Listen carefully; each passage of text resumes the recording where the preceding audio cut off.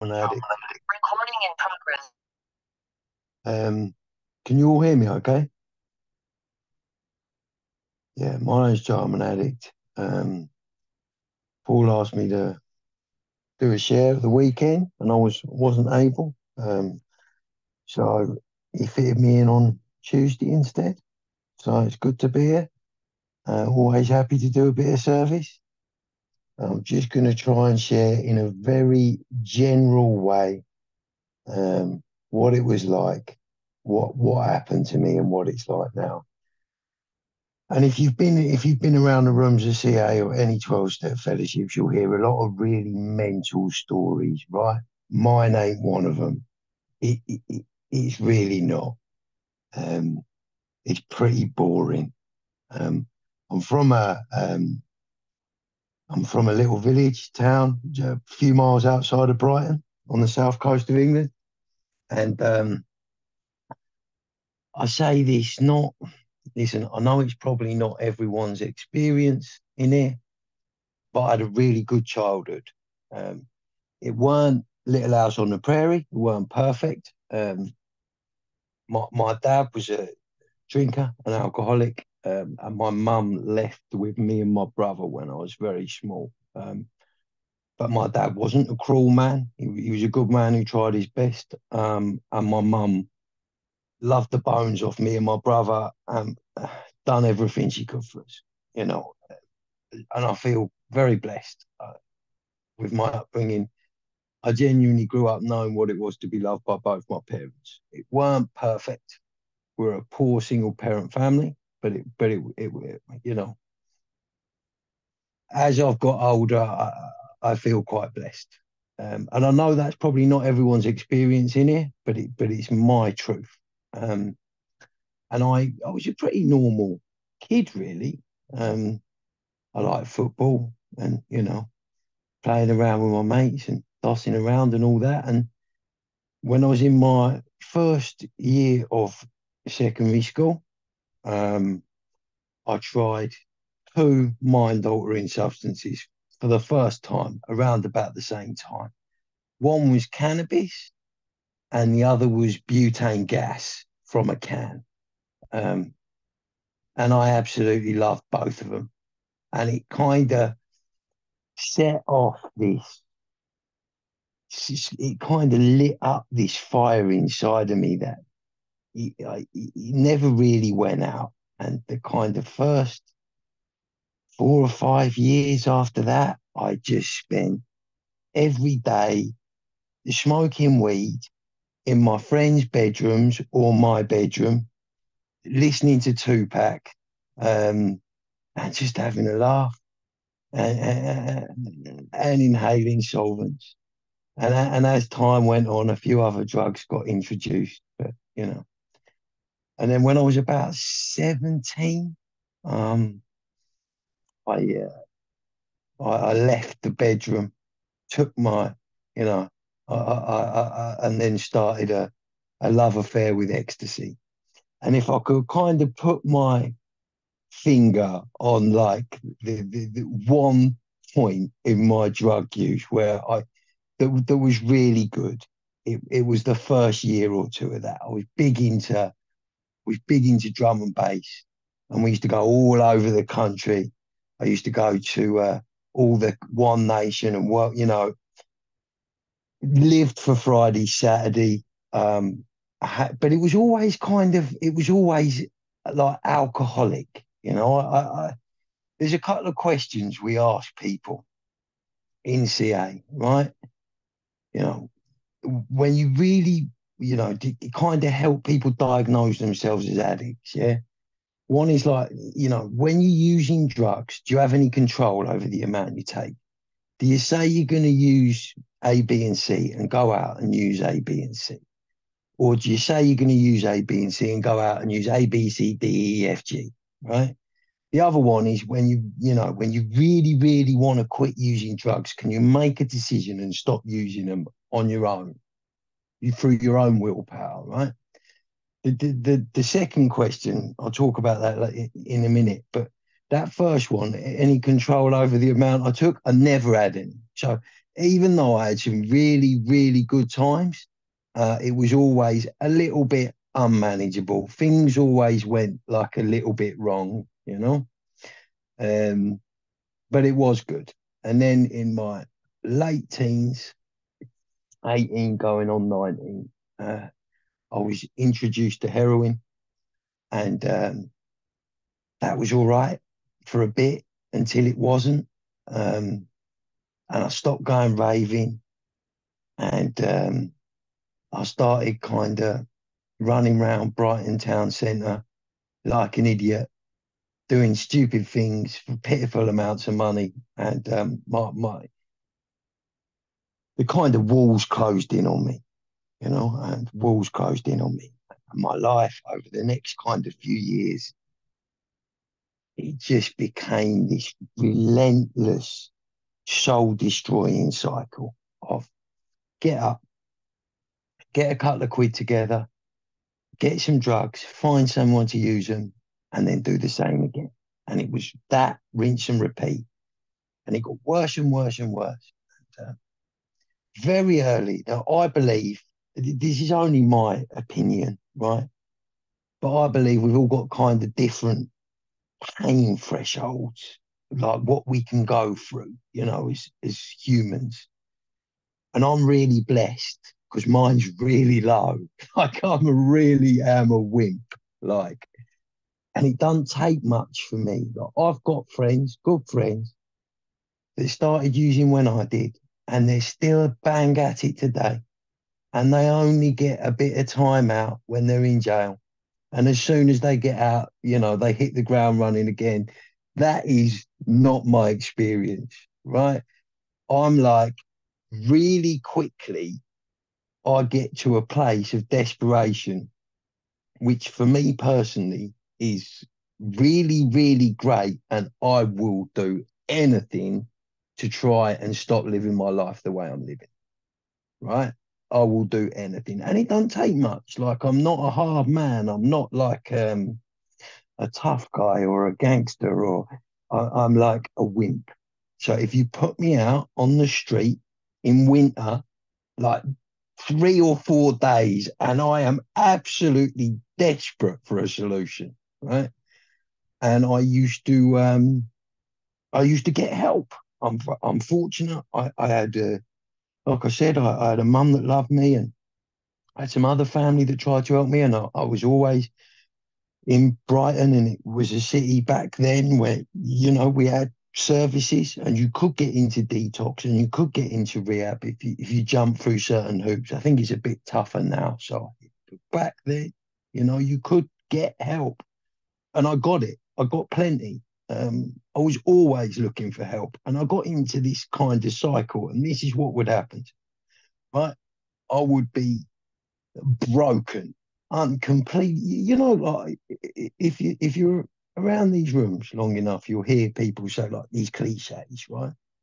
And I always used to hear people say when I first come in, they'd be like, "I can live out there on the street. I can kind of do what I got to do, but I can't live life. I can't live life." I couldn't do either. Like, I just weren't built for either. I, I would quickly find myself just in these calamitous situations. And I'd be like, I just want out with every inch of my being. I don't want to be doing this. This was never part of the plan, right? It was never what I wanted to do when I was younger. I want out. And I make a decision, and I seem to have enough willpower. My willpower was enough with desperation from consequences that I just couldn't handle at all.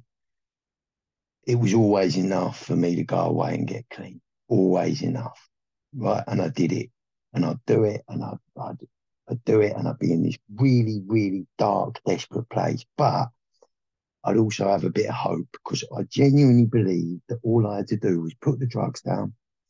I knew I'd need a little bit of help doing that, but then I thought I'd be able to go away and build a life for myself. And I would do it. Put the drugs down. I would need some help. I'd make detox, or some sort of prescribed medication, Subutex or methadone for a bit until I was ready to go into detox. I'd go to detox and I'd get clean, jump through all these hoops, and then I'd do it, and I'd go through the physical withdrawal. I'd do, do my rattle, we used to call it, and then I'd be clean. I'd be drug free, and I would have had these plans that I can go away and I can go and build a life up for myself. And what used to happen is I suffered with this like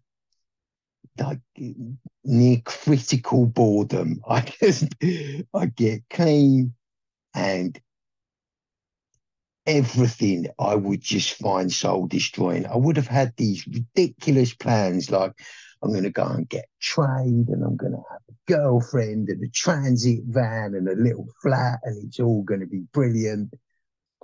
And what I'll do is I'll find myself very quickly, like probably in a bed sit, or maybe mum's let me move back into her house because I've stopped robbing her.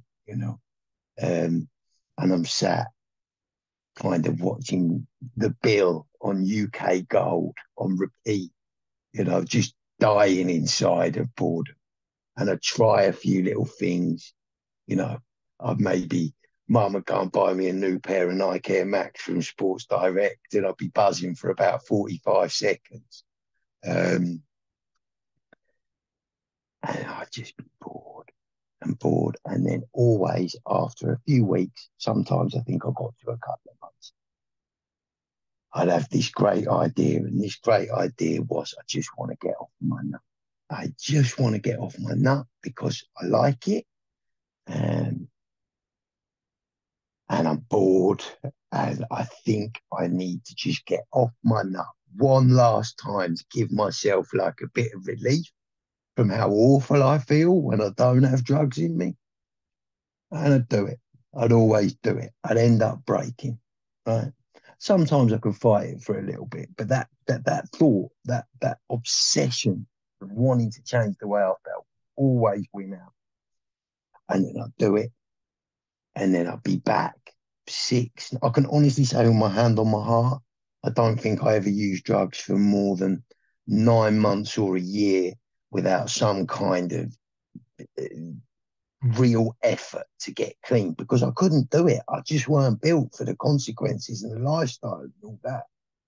And then I find myself back in exactly the same position, just as desperate, just as broken, still with a little bit of hope, still with a little bit of belief that idea would work if I just did the same thing I'd done 9 months ago. I'd just do the same thing again, and this time it'll work. And I'd do the same thing again, and I'd end up in the same situation, bored. That obsession would win out, and it was like this cycle. And it didn't go on for that long. It didn't. I'm not going to sit here and tell you it went on for years and years and years. From the first time I used heroin to my clean date was about 6 years. And yeah, I just found myself the last 3 continually in this cycle. And in 2006, I attended my first 12-step fellowship. It was at St Mary's Church in Kent Town in Brighton. And my friends and dad had got clean through 12-step fellowships. My friend told me about his dad. And he rang him up and he got the location of the meeting and everything else. And I went along to this meeting. And I don't remember much, right? But I was a real idiot, and I really looked up to people that I thought had something going on in a way that I never could, because I was a complete wimp. And my friend's dad would have been one of them people that I was in a little bit of awe of, because he'd done this or he'd done that. And I remember him being at this meeting, and he was clean and he was rough as toast, this bloke. He really was rough as toast.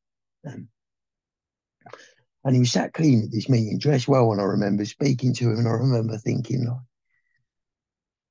blimey, if it can work for him, then there must be something to this, because I was 23 years old at the time, just a little idiot, scared little kid.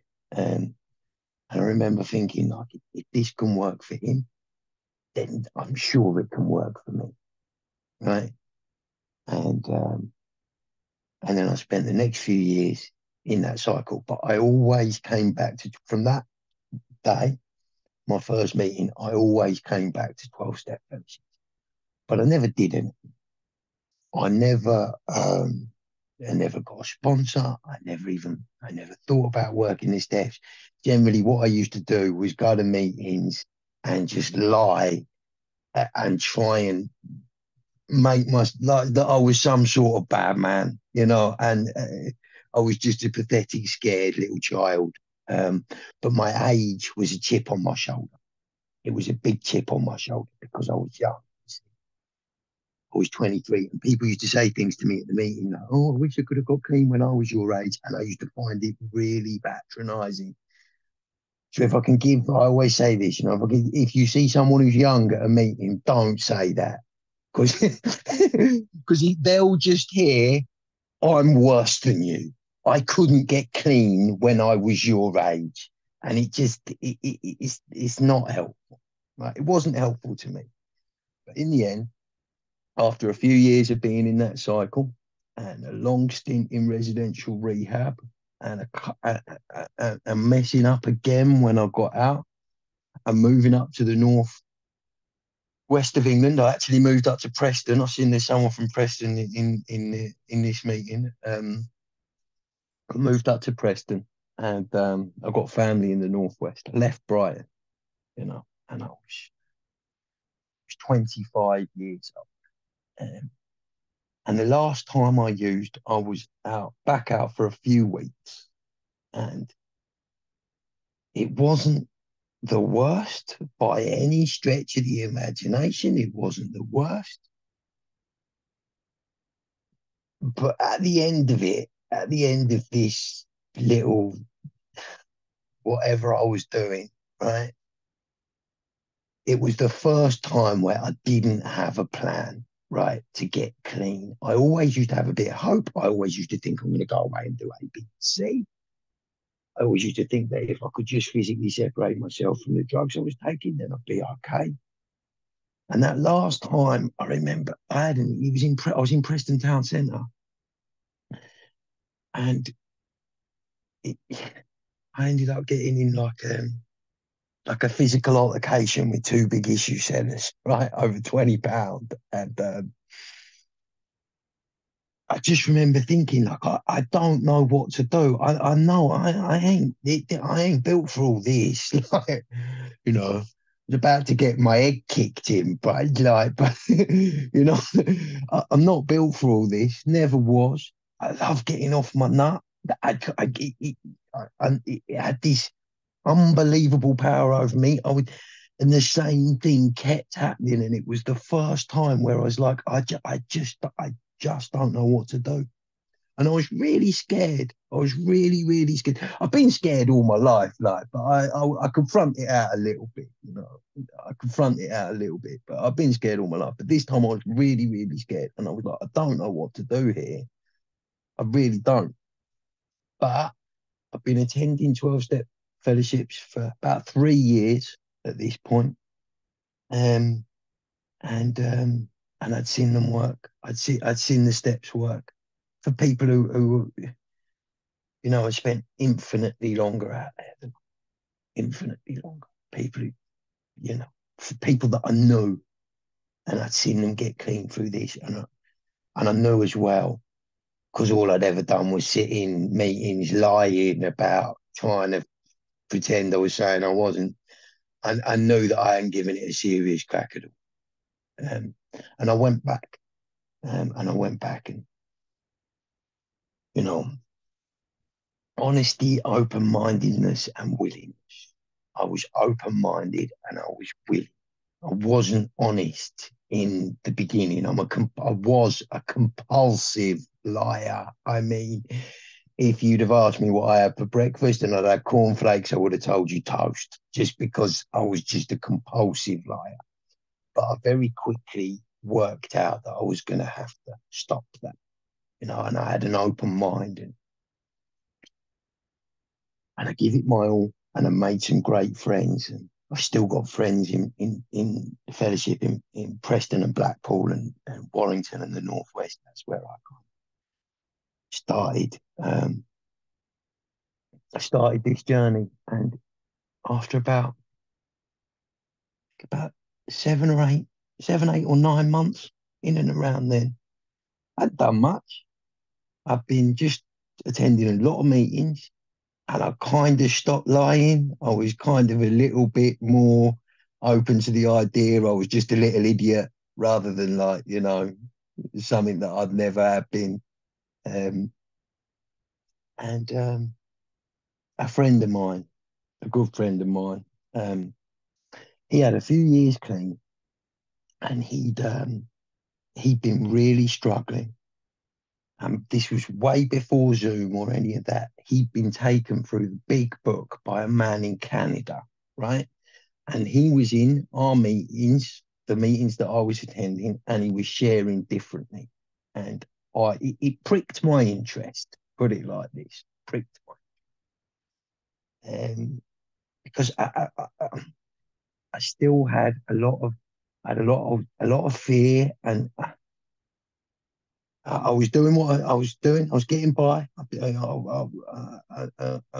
I don't ever speak negatively of any fellowships, because I know people who've got beautiful recovery in other 12-step fellowships, much better than mine. But I just had the feeling that there was something to it. And I was in a meeting that one night in Preston, and it was a meeting in a fellowship for which I do not qualify. I never was a drinker. My father was a drinker. I did not like alcohol. I've been drunk maybe 15 times in my entire life, but I went to an AA meeting, and there was a little Scottish bloke. He was my first sponsor for the first 5 or 6 years of my. His name was Jim. He was a fantastic human being. He was a little Scottish bloke. And I'll never forget that night at the meeting. He come in, and I kind of heard about people saying that they'd recovered, but I'd never actually heard anyone say it, right? And he come in, and he said that he recovered from a hopeless state of body and mind, and that his life had been completely revolutionized um, by God, who he found through working the 12 steps laid out directly as they're laid out in the big book of Alcoholics Anonymous. And I was blown away. And I remember feeling like, I know it's a cliche, but it's true. The hairs on the back of my neck stand. And I went up to him after that meeting, and I was like, "Can you sponsor me?" Like, and he looked me in the eye, complete conviction, told me he would. He told me if I put half the effort into the 12 steps as I put into using drugs for the last few years, then I never needed to use drugs again. And as of today, that promise is held true. We went through the steps quickly together, and then the next day, I've been in 12-step fellowships at this point for 3 years, and the next day I was in Blackpool in his little bungalow, and we were reading the book, and he let me diagnose myself as an addict. Never told me I was a drug addict. Let me diagnose myself as an addict. And we were like our life experience was completely different. Right? He really did have a horror story. I mean, I was just an idiot, basically, that used to just steal meat out of Sainsbury's, and I was just an idiot, right? He had this. He was from a place called Easterhouse in Glasgow, and he'd had like this 40-year drinking history of prison and domestic violence and all these utter horror stories, none of which I identified with in the slightest, none at all. I was a schmackhead from the South Coast. But he had something about him. He had something that I wanted, and he spoke about things that I did identify with. You know, he described really well that thing I spoke about earlier, where this thought would come into my head and I was never able to beat it on my own. I always ended up getting off my nut. And it set off this cycle chain and set this thing inside me, emotion. And he used to call that the phenomenon of craving, and I'd never heard that before, but it made a lot of sense. You know? And the first day I was around there, we went through steps 1, 2 together, and I'm like a, you know, I didn't know much about God. I didn't know much about God at all. I had a pretty blank slate. My mum was kind of a hippie. I never got taken to church or nothing like that. And I remember him saying to me before we went down and said the step 3 prayer together. And I remember saying to him, like, God, really, is this is this it? And I'll always remember it. He took me to the last sentence in We Agnostic. I try not to quote the big book because I think people need to read it for themselves if they haven't, and if they have, they don't need to hear me talking about it. But the last sentence in We Agnostic says, as we drew close to him, he revealed himself to us. And he said to me, just do the 12 steps. Worry about what God is or isn't. Just put the action in, you know, and he'll reveal himself to you. And that's what I did. And I put some action in. And my life, it just completely, like, I mean, 180. The first kind of 7 or 8 years, I went and studied, and I got a career, and I took a driving license, and I got a place to live, and I fell in love for the first time, and ended up getting married, and it, it, it was unbelievable. And all the time I was in the fellowship, I was a member of Cocaine Anonymous, a couple of other fellowships as well. And my life was really centered in unity, recovery, and service. There was problems, but on the whole, it was a real upward trajectory, and I just kept putting action in, and God kept giving me it.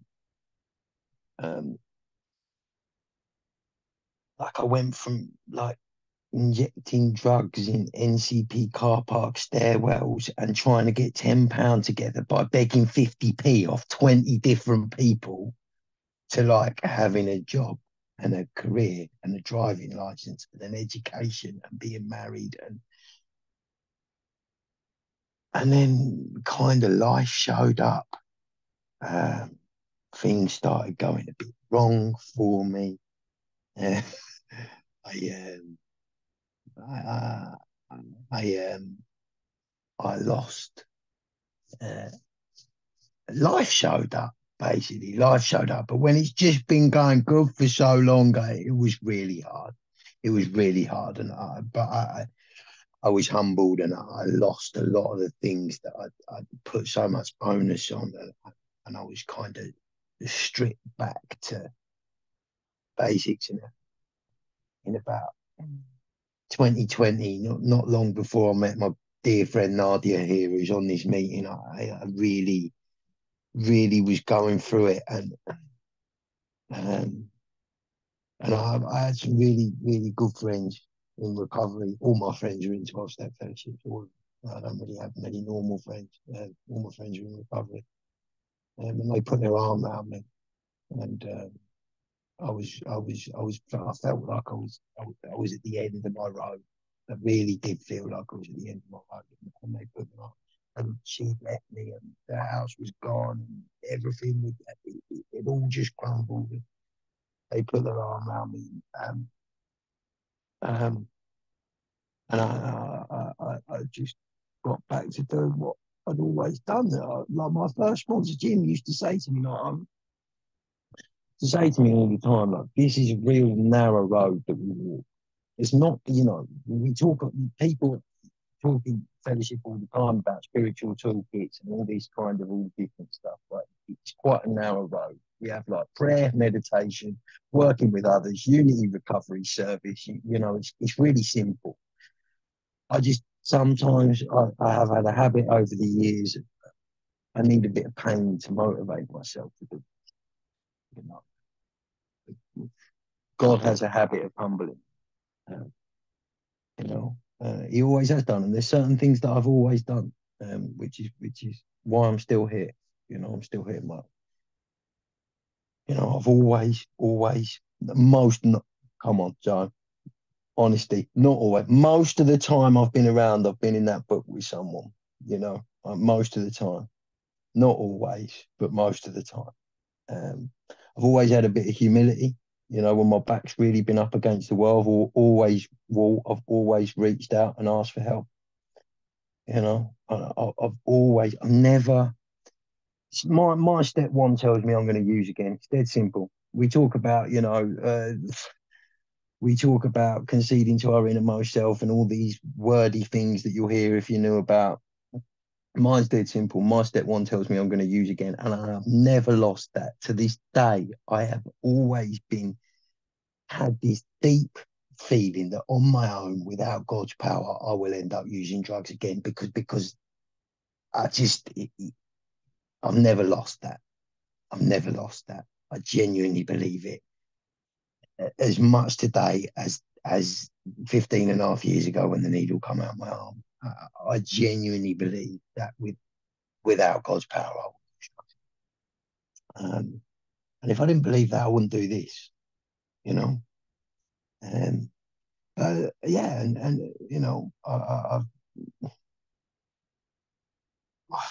I took those 12 steps. I found God. I found God connection with a power greater than myself that I call God today. Very comfortable calling God. And ever since then, one day at a time, he's done for me what I could never do for myself, which was just stay clean.